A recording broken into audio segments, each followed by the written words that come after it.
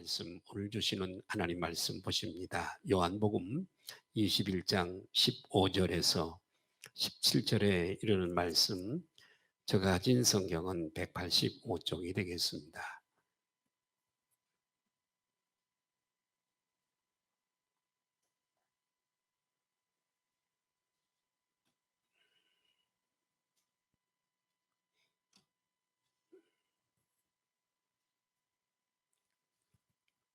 요한복음 21장 15절에서 17절, 우리 같이 한번 합독을 하시죠.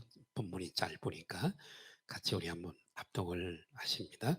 그들이 조반 먹은 후에 예수께서 시몬 베드로에게 이르시되 요한의 아들 시몬아, 내가 이 사람들보다 나를 더 사랑하느냐 하시니, 이르되 주님 그러하나이다. 내가 주님을 사랑하는 줄 주님께서 아시나이다. 이르시되 내 어린 양을 먹이라 하시고, 또 두 번째 이르시되 요한의 아들 시몬아, 내가 나를 사랑하느냐 하시니, 이르되 주님 그러하나이다. 내가 주님을 사랑하는 줄 주님께서 아시나이다. 이르시되 내 양을 치라 하시고, 세 번째 이르시되 요한의 아들 시몬아, 내가 나를 사랑하느냐 하시니, 주께서 세 번째 내가 나를 사랑하느냐 하심으로 베드로가 근심하여 이르되 주님 모든 것을 아시오매 내가 주님을 사랑하는 줄을 주님께서 아시나이다. 예수께서 이르시되 내 양을 먹이라. 아멘. 할렐루야. 너 참 좋은 하나님의 일기를 주셨고, 오늘도 우리들에게 거룩한 성의를 주셔서 이렇게 주의 존전에 우리들이 찾아 나와, 코로나 시대에 대단히 어려운 시대이지만 이렇게 교회에 찾아 나오셔서, 그리고 또 가정에서 이렇게 대면 예배, 비대면 예배로 이렇게 영광을 돌릴 수 있다고 하는 것, 하나님의 특별한 자녀들에게만 준 특권인 줄로 믿습니다. 우리 같이 한번 서로 인사하지요. 사랑하고 축복합니다. 사랑하고 축복합니다. 사랑하고 축복합니다. 예.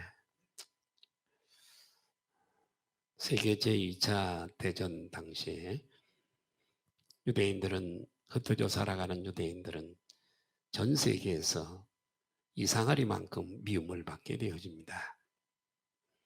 독일 히틀러 정권에 의해서 600만 명이 폴란드의 아우슈비츠 수용소에서 600만 명가량이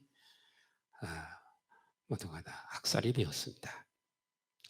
유대인들은 수용소에 갇혀 있다가 많은 사람들이 가스실로 보내지고, 그 가스로 지붕 한 방에, 조그마한 방인데 위에서 뚫린 두 개, 저는 직접 거기를 가봤으니까요, 구멍이 천장에 두 개씩 뚫려 있는데 거기서 나오는 가스로 얼마 버티지 못하고 숨을 거두게 되어집니다.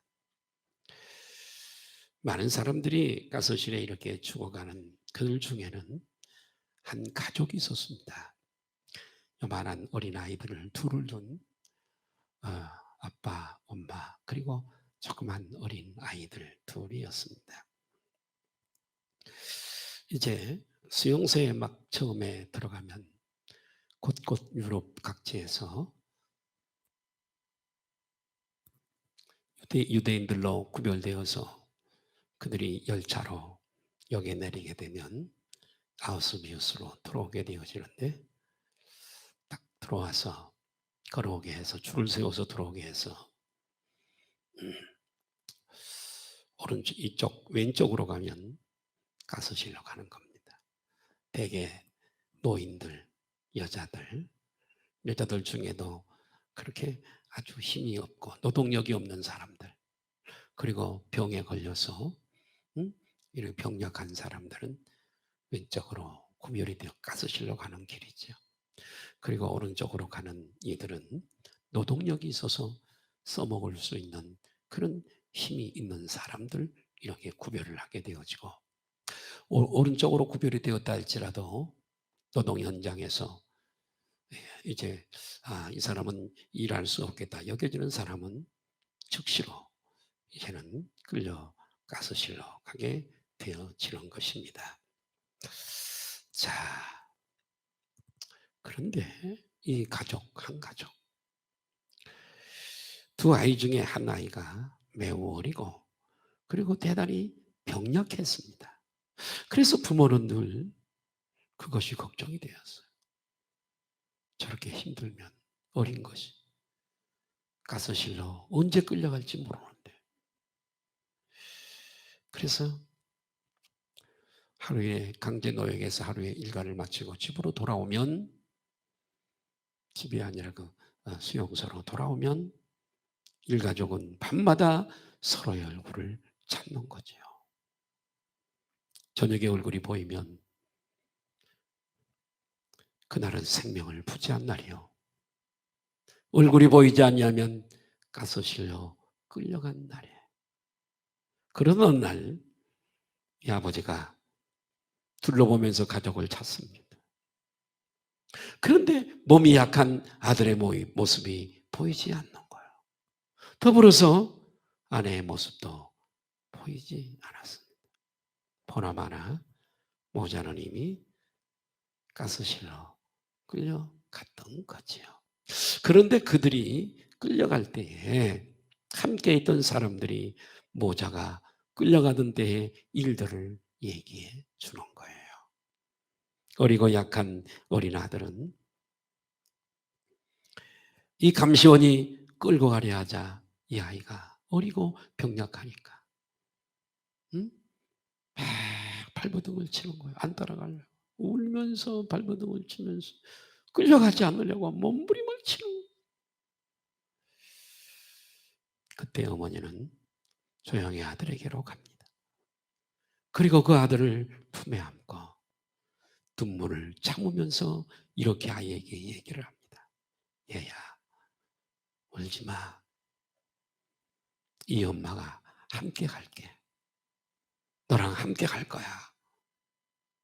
그러자 아들은 울음을 그치고 순순히 엄마를 따라 가스실로 들어가서 함께 죽임을 당했습니다. 피할 수 있었던 엄마가 말이에요. 피할 수 있었던 이 죽음의 길을 사랑하는 자식을 홀로 가는 모습을 볼 수가 없어서 이 자식과 함께 죽음을 택한 것이죠. 이게 어머니의 사랑이에요. 엄마의 사랑. 아들의 애통함에 함께 한 사랑. 여러분, 이 사랑의 힘이라고 하는 것은 얼마나 큰지. 어떤 면에서 사랑은 무서우리만큼 강력한 힘이 사랑이에요. 여러분, 우리 주님은 이 사랑으로, 이보다 더 큰 사랑으로 우리를 사랑하신 줄로 믿습니다. 그분은 십자가에 달릴 이유도 없고 죄도 없는 분이세요. 그분은 우리의 죄를 대신 뒤집어 쓰시고 십자가 위에서 그 몸을 갈기갈기 찢으시고 목숨을 버려 우리를 살려주신 줄로 믿습니다. 하나님은 사랑이시라. 이 사랑이 여러분 갈보리 언덕 위에 십자가에 이 하나님의 사랑이 계시되어지고 나타난 줄로 믿습니다. 그 자식까지도 아끼지 아니하시고 몸버리게 하시고 우리의 죄를 씻으시고 그 피로 우리를 자녀 삼아주신 이 큰 사랑을 이 세상에 있는 어떤 미사여구를 통해서 그것을 설명할 수가 있겠어요? 만입이 있어도 그 입 가지고 어떻게 다 찬양할 수가 있겠어요? 네. 오늘 저는 오늘 우리가 함께 읽은 이 본문을 통해서 끝까지 포기하지 아니하시고 우리를 사랑하시는 예수님. 할렐루야. 이 예수님의 끈질긴 사랑과 그리고 그 은혜를 입은 십자가에 거꾸로 죽기까지 순교하기까지 예수님을 너무나 사랑했던 베드로의 사랑을 살펴보면서 코로나 시대에 어려움을 당하고 있는 이 작금에 우리 피차간에 서로 오늘 말씀을 통해서 은혜가 됐으면 좋겠습니다. 첫 번째로 예수님의 끈질긴 사랑을 살펴보려고 합니다. 영적으로 보면 베드로는 대단히 만신창이가 된 그런 사람이었습니다. 왜요?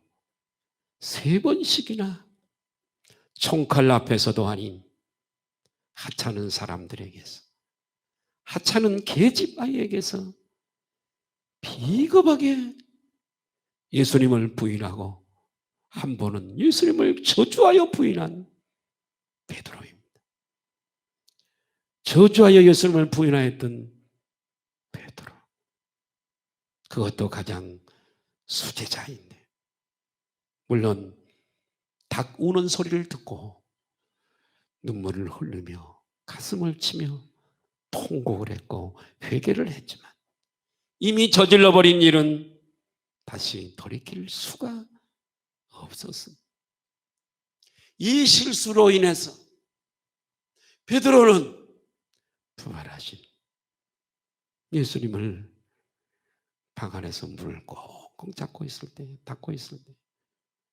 예수님이 통가에 들어오셔서 제자들을 만날 때 부활하신 예수님을 뵙고서도 그런 제자됨을 포기하고 수제자됨을 포기하고 다시 갈릴리로 지난 주일날 배경이 되었던 그 갈릴리로 돌아가서 다 버렸던 어구들을 꺼내서 다시 옛 직업인 업으로 돌아가고 말았습니다. 나 같은 것이 어떻게 제자가 될 수 있어? 예수님을 저주하고 또 저주해서 부인했던 내가 어떻게 수제자가 될 수 있어? 베드로는 이런 절망감 속에, 자포자기 속에 소위 말하는 낙향, 고향으로 돌아가서 다시 옛지급에 파묻혀버리고 말았습니다. 자, 이와 같은 베드로의 절박한 상황 가운데 예수님은 베드로를 포기하지 아니하고, 할렐루야,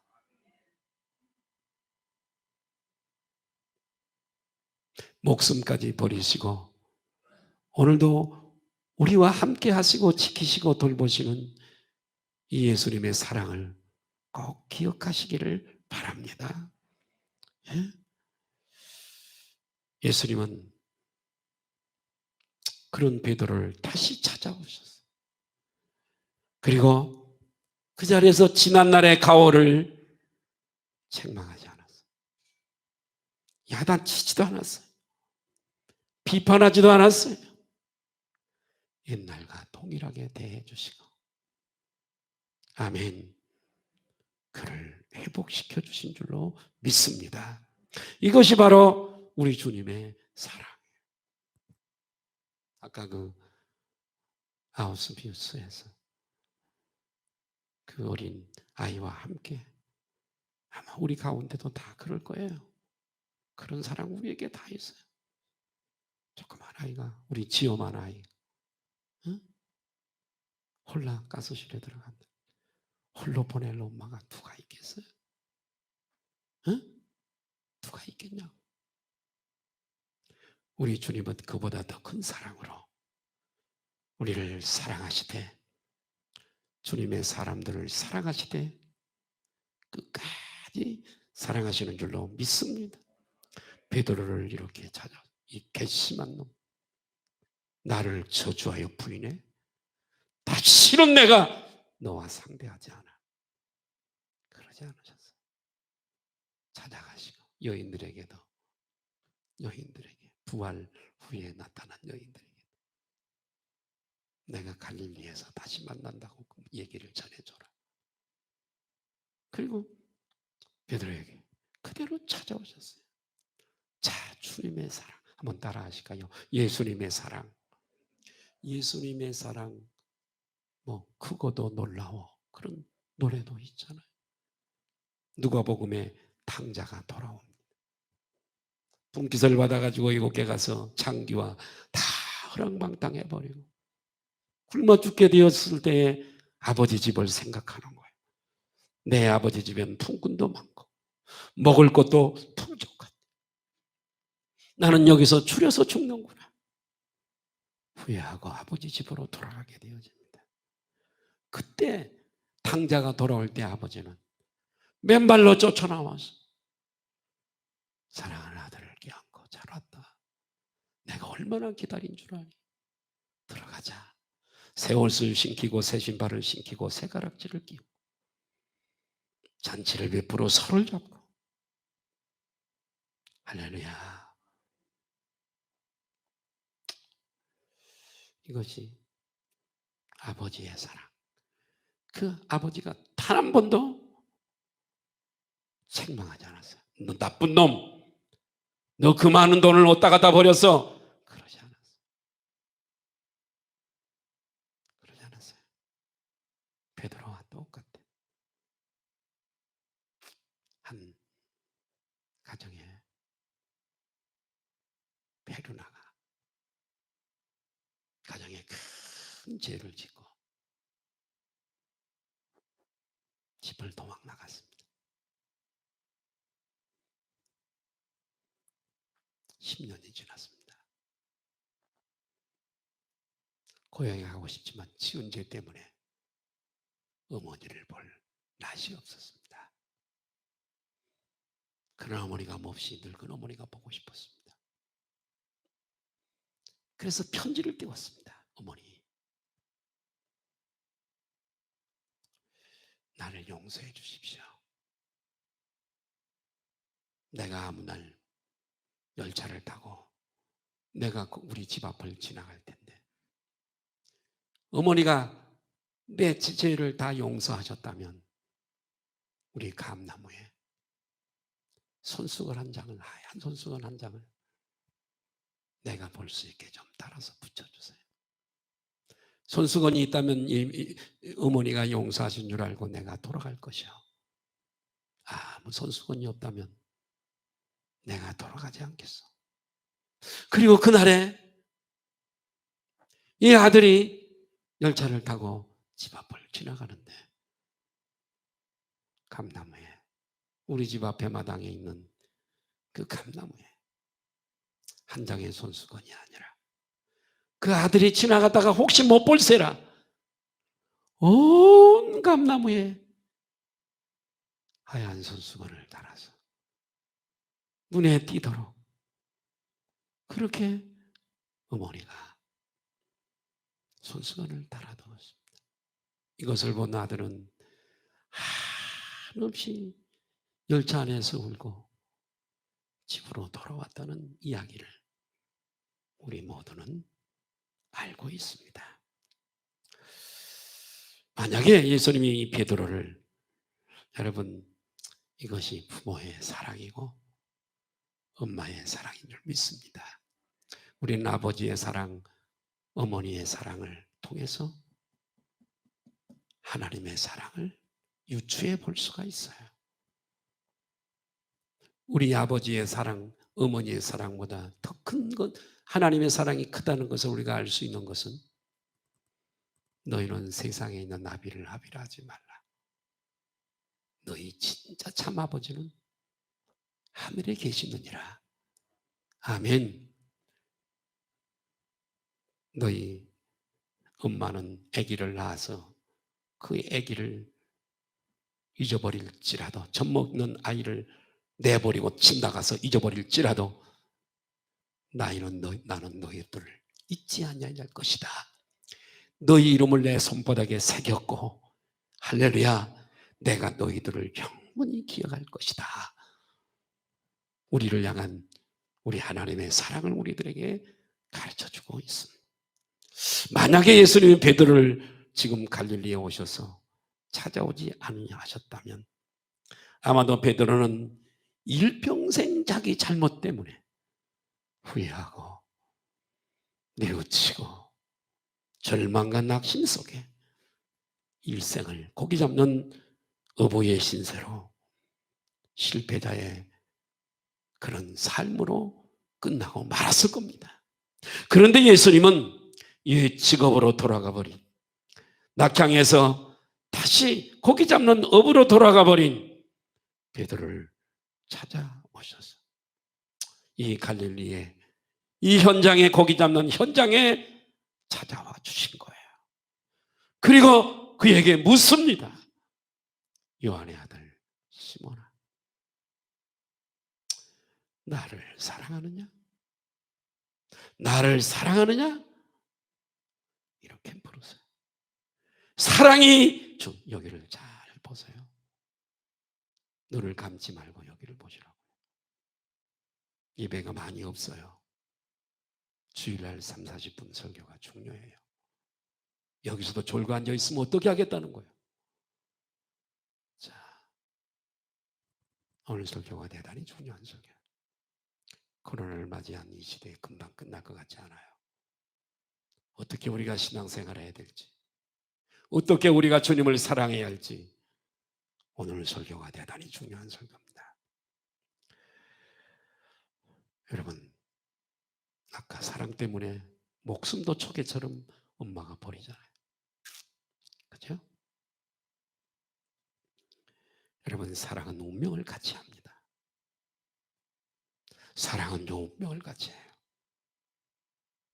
사랑은요, 생명을 바칠 정도로 엄청난 용기를 가지게 하는 것이 사랑입니다. 주님을 사랑하면 베드로처럼 순교까지 할 수 있는 거예요. 내가 나를 사랑하니? 정목사야, 너 나 사랑하니? 아목의 장로야, 너 나 사랑하니? 아목의 권사야, 너 나 사랑하니? 오늘 이 현장에서도 어제나 오늘이나 동일하신 주님은 오늘 우리에게 그걸 묻고 계시는 거야. 주님의 사랑 없이 어떻게 우리가 사명을 감당할 수 있겠어요? 사명이라고 하는 건 베드로에게 말씀하신 것처럼 주님을 사랑하는 사랑 없이는 절대 사명을 감당할 수 없기 때문에 베드로의 주님 사랑 향한 사랑을 아신 주님은 내 양을 먹이라, 내 양을 치라, 이렇게 말씀을 하시는 거예요. 베드로는 예수님을 모른다고 3번씩이나 예수님을 버렸지만, 그러나 결코 예수님은 베드로를 저버리지 아니하시고 끝까지 자기 사람들을 포기하지 아니하시고 실족에서 넘어져서 옛 직업으로 도망가 버려서 다시 고기 잡으러 나간 베드로에까지 찾아오셨어요. 사랑해 주시고 쓰담쓰담 해주시고 회복시켜 주시고, 이것이 우리 주님의 사랑인 줄로 믿습니다. 우리가 세상을 살다 보면요, 베드로같이 실수할 때가 대단히 많이 있습니다. 우리는 연약해서 나도 모르게 예수님을 부인할 때도 많이 있어요. 그러나요, 예수님은 우리가 무엇으로 만들어진 존재인 것을 다 아세요. 우리의 체질이 질그리신 것을 너무나 그분은 잘 아세요. 그럴 때라도 우리 주님은 베드로에게 똑같이 했던 것처럼 우리를 부인하거나 우리를 버리거나 우리를 저버리지 않는다는 사실을 우리는 꼭 기억해야 될 줄 믿습니다. 이것이 우리 예수님의 사랑이에요. 아까 그 여인보다 더 승한 사랑. 구약 성경에 요나서가 있습니다. 베드로를 찾아오셔서 비판하고 책망하지 않았죠? 탕자도 역시 큰 비유예요. 우리 주님의 마음을 우리들에게 알려주는 비밀이에요. 비유예요, 비유. 세 번째는 요나입니다. 요나서. 하나님이 요나에게 명령하세요. 너 니느웨 성에 가서 성의 제약이 하나님께 상달되었다. 40일 후에 니느웨가 무너지리라 가서 선포해. 요나는 하나님의 성품을 너무 잘 아는 사람이에요.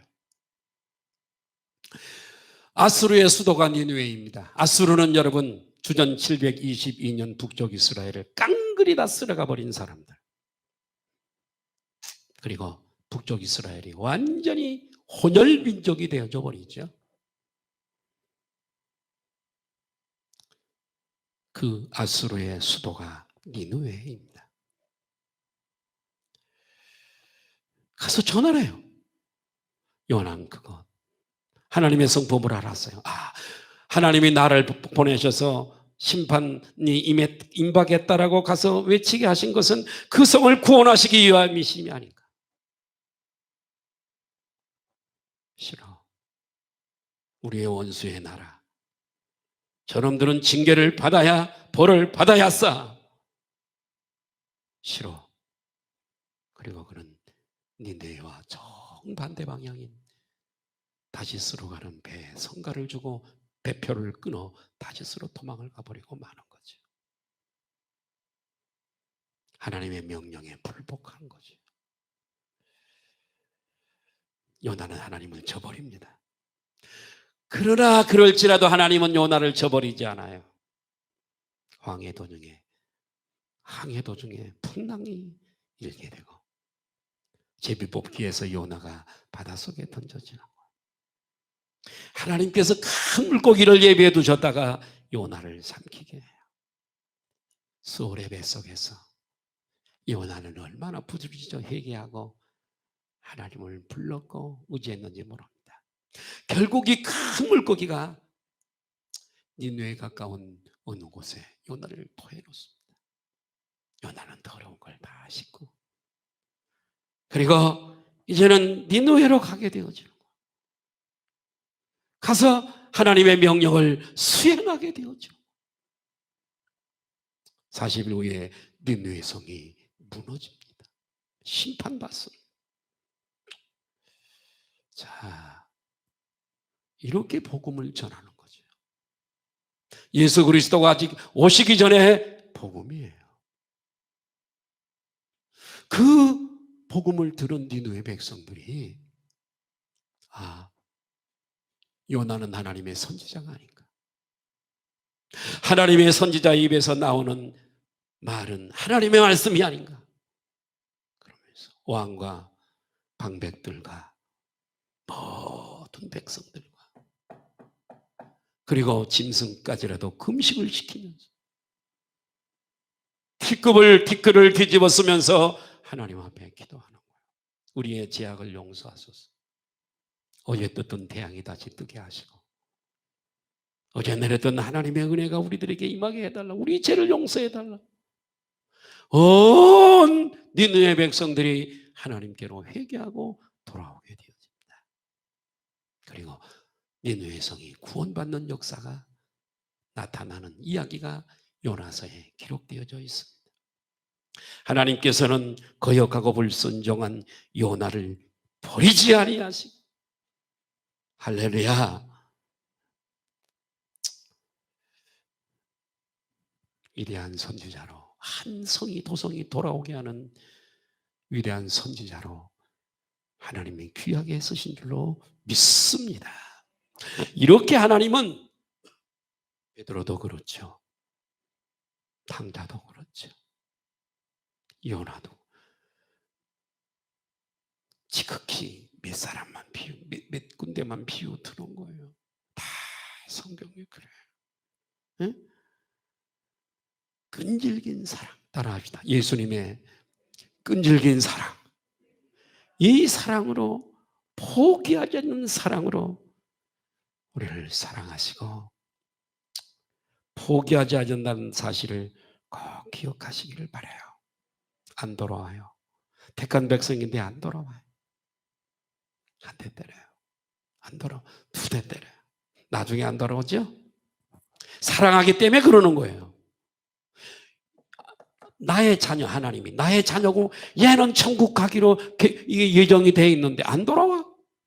그러면요. 나중에는요. 중환자실에 던져버리죠. 이래서 돌아온 사람 많아요. 중환자실에 던져버리세요. 하나님이 무엇을 못하게 시겠어요? 돌들로도 아브라함의 자손을 만드시는 분이시고, 할렐루야, 마른 하늘에서 여러분 만나를 내리시는 분이시고, 전혀 불가능한 반석에서 샘을 내시는 분이, 그렇게 유유히 흐르는 수에저 운하도 갈라붙이시는 주님이 뭘 못하시겠어요? 침상에 던져서 회개하게 만들어 생명이 총각에 있다는 것을 느끼고 하나님 이름을 부르고 회개하게 만들어서 불러 세우시고, 때로는 위대한 쓰임받는 하나님의 종으로 만들고, 할렐루야, 한 시대의 중요한 인물로 만들어 쓰시는 하나님을 우리가 알 수가 있어요. 자, 두 번째로, 두 번째로 예수님을 향한 베드로의 사랑이에요. 예수님은 십자가 위에서 당신의 몸을 갈갈이 찢으시고 몸 버려 우리를 구원하신 그 사랑, 우리는 그 사랑을 다 입은 자들이잖아요. 자, 그 사랑을 깨달은 베드로의, 주님을 향한 두 번째 베드로의 사랑을 한번 볼까요? 요한의 아들 시몬아, 내가 나를 사랑하느냐? 그때 베드로가 답변을 해요.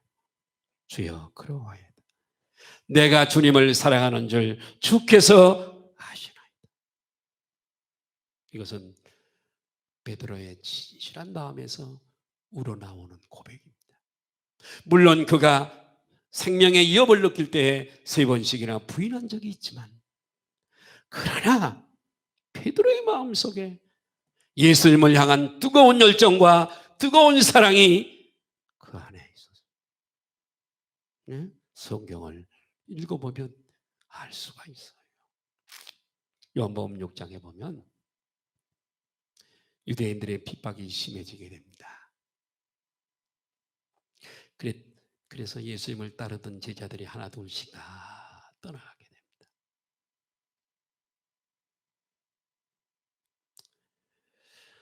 예수님의 마음이 얼마나 괴로웠겠어요. 그때 예수님께서 제자들에게 말씀하세요. 너희도 나를 떠나려느냐? 너희도 나를 떠나려느냐? 물으세요. 그때 베드로가 아무도 대답하지 아니할 그때, 주여, 영생의 말씀이 계심에 우리가 네게로 가오리까? 우리는 절대로 떠날 수 없다, 그 말씀이죠. 응? 예수님이 이 말씀을 들으시고 얼마나 기뻐하시고 흐뭇해하겠어요. 주는 그리스도시요 살아계신 하나님의 아들. 그때도 주님이 얼마나 기뻐하셨는지 몰라요. 또 한 번은 제자들을 다 모아놓고 너희들이 다 나를 버리고 떠날 때가 올 거야.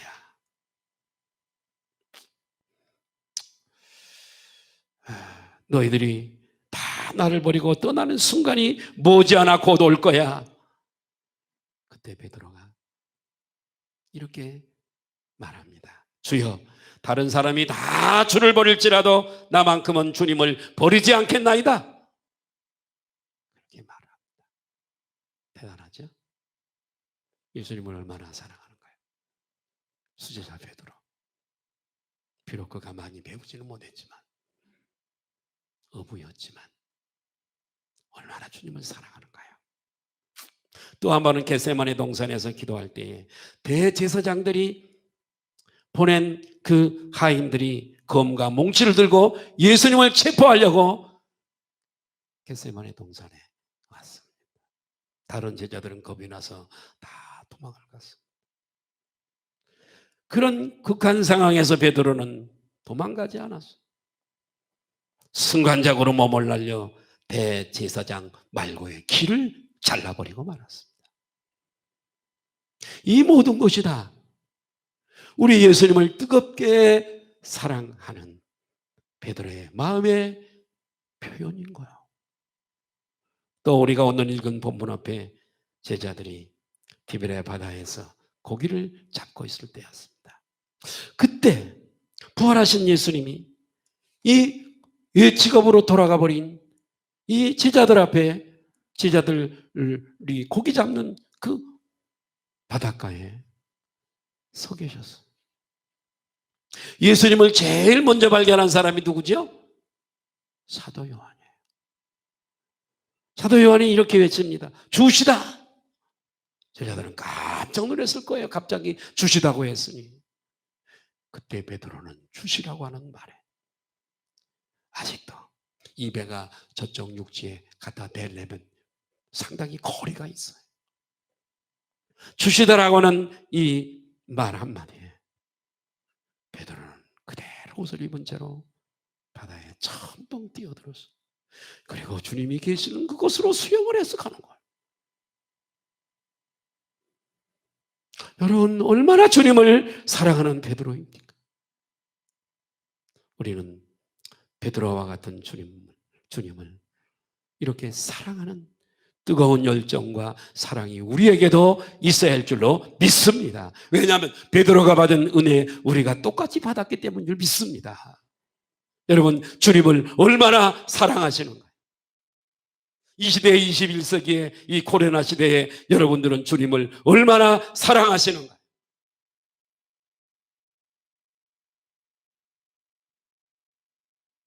주님은 다 아세요.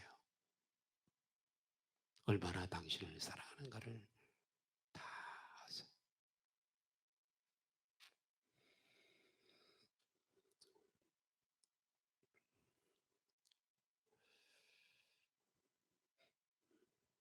주님을 사랑하는 마음 없이는 주님을 사랑하는 마음 없이도 얼마든지 주의 일을 할 수 있어요. 주님을 사랑하는 마음 없이 얼마든지 예배에 참석할 수도 있어요.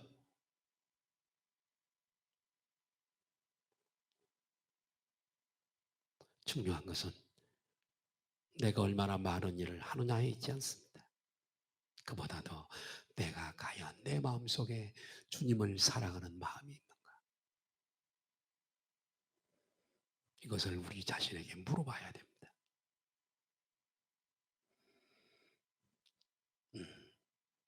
주의 일을 할 때는 언제나 그 동기와 방법이 주를 사랑하는 이 마음이 근간이 되어서 봉사해야 합니다. 믿으시면 아멘 하십시다. 내가 과연 나를 사랑하느냐? 베드로야, 시몬의 아들 베드로야, 너가 진정 나를 사랑하느냐? 요한의 아들 시몬아, 내가 나를 사랑하느냐? 이 이름을 부르면서 주님은 물으세요. 주님을 사랑하는 마음, 주님을 사랑하는 사람만이 주의 일을 할 수가 있습니다. 주님을 사랑하지 않는 사람이 어떻게 주의 일을 해요? 주님을 사랑하지 않는 사람이 어떻게 헌금할 수 있습니까? 아까워. 단돈 만 원도 아까워. 드릴 수가 없어요. 손이 떨려서.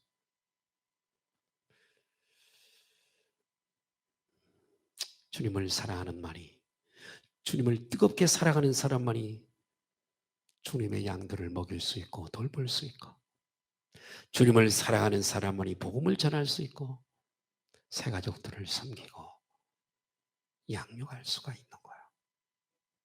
믿으시면 아멘 하십시다. 그래서 예수님은 베드로의 이 사랑을 확인하고서야 내 양을 먹이라, 내 양을 치라, 이렇게 말씀하시는 거예요. 할렐루야. 세 번째로, 자, 베드로가 이렇게 주님을 사랑했습니다. 자, 그러면 세 번째로 우리가 어떻게 예수님을 사랑해야 하나? 베드로는 순교하기까지 주님을 사랑했어요. 얼마큼 사랑했냐고요? 순교하기까지요. 순교하기까지. 오늘 본문 18절에 보면 18절 한번 우리 성경에서 한번 볼까요? 시작. 내가 진실로 진실로 내게 이르노니 네가 젊어서는 스스로 띠띠고 나는 곳으로 다녔거니와 늙어서는 내 팔을 벌리리니 남이 내게 띠띠우고 원하지 않는 것으로 데려가리라. 이 말씀은 베드로가 장차 어떤 죽음으로 순교하게 될 것을 미리 예수님은 아시기 때문에 말씀하시는 거예요. 응? 코바디스라고 하는 영화가 있어요. 이 영화를 보면 베드로가 로마에 가서 복음을 전하게 됩니다. 로마에 그렇게 가고 싶어 했어요. 하나님이 기회를 안 주실 때는 못 갔어요. 그러나 우리는 유라굴라 풍랑이라고 하는 그 풍랑을 겪으면서 로마에 갔던 사도행전에서 우리가 사도 바울을 그렇게 가고 싶어 했던 이 로마에 가게 되어서 복음을 전하는 모습을 볼 수가 있는데요. 그런데 여러분, 복음을 전하는데 그렇게 핍박이 심한 거예요. 견딜 수가 없는 거예요. 그래서 할 수 없이 그는 로마를 빠져나와 국경을 넘어서 다른 데로 피신을 하려고 달려가고 있었어요. 그런데 말이에요. 맞은편에서 베드로와 똑같은 도저로 로마 성을 향해 가는 한 사람이 있어요. 자세히 가까워질수록 보니까 낯익은 모습이에요. 점점 가까이 왔습니다. 베드로를 깜짝 놀랐어요. 왜냐? 그분이 예수님이셨거든요. 베드로가 깜짝 주님 코어바디스 도미네 주여 어디로 가시나이까? 주여 어디로 가시나이까? 예수님은 베드로의 이 말을 들으시고 슬픈 음성으로 이렇게 말씀하셔요. 나는 내가 지기 싫어서 벗어놓은 십자가에 매달리기 위해 저 로마 성으로 가더라. 그 말을 들은 베드로의 마음에 깊은 깨달음이 왔어요. 그리고 급히 발걸음을 돌려 로마로 돌아가게 됩니다. 로마로 돌아가서 그는 이전보다 더 담대히 복음을 전하게 되어집니다. 급기야 핍박자들의 손에 잡히게 되어지고 베드로는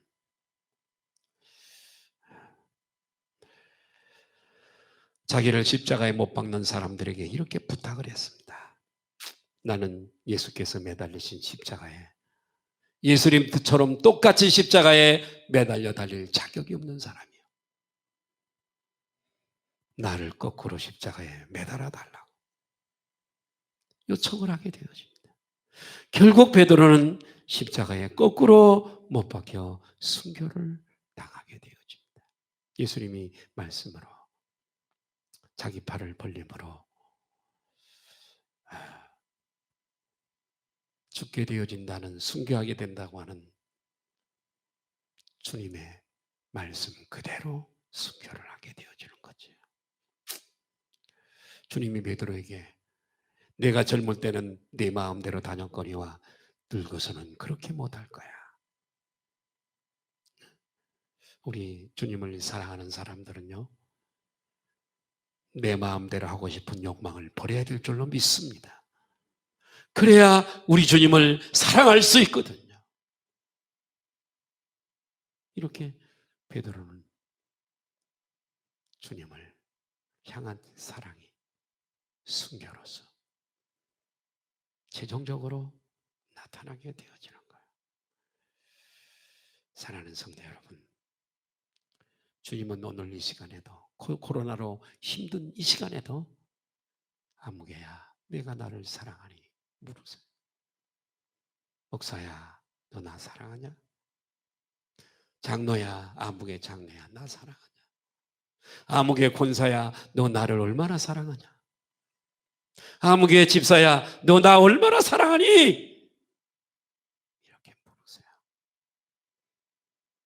내가 주를 사랑하는 줄 주께서 아시나이다 라고 대답하는 순간에 내 양을 먹이라 내 양을 치라 비로소 사명을 주시는 것이죠. 사랑하는 여러분, 오늘 저는 주님이 우리를 어떻게 사랑하셨는가, 또 예수님을 향한 베드로의 사랑은 어떻게 귀결되어지는가? 이 시대에 살아남은 우리가 어떻게 주님을 사랑해야 되는가를 말씀을 통해서 은혜를 함께 나눴습니다. 이 어려운 때에 주님의 사랑은 측량할 길이 없어요. 우리를 사랑하신 그 사랑은 그 높이와 깊이와 넓이를 측량할 수가 없어요. 이 큰 사랑을 끈질기게 포기하지 아니하시고 우리가 실망해서 세상으로 돌아가 버렸을 거 아니에요. 엠마오로 가는 두 제자를 돌려 세우신 주님은 우리도 끊임없이 우리를 격려하고 쓰담하시고 탕자처럼 베드로처럼 요나처럼 그런 자리에 있을 때라도 우리를 이끌어서 주님의 품으로 돌아오게 하시는 주님의 사랑을 꼭 기억하시길 바라고, 이 큰 사랑을 받은 베드로가 순교로 일생을 마쳐 보답했던 것처럼 이 코로나 시대에 우리가 주님을 사랑하기를 바라고, 할렐루야, 우리가 맡아서 봉사하고 충성하는 모든 것들이 이런 주님의 사랑이 근간이 되어서 행하시는 저 여러분 되시기를 예수님의 이름으로 축복합니다.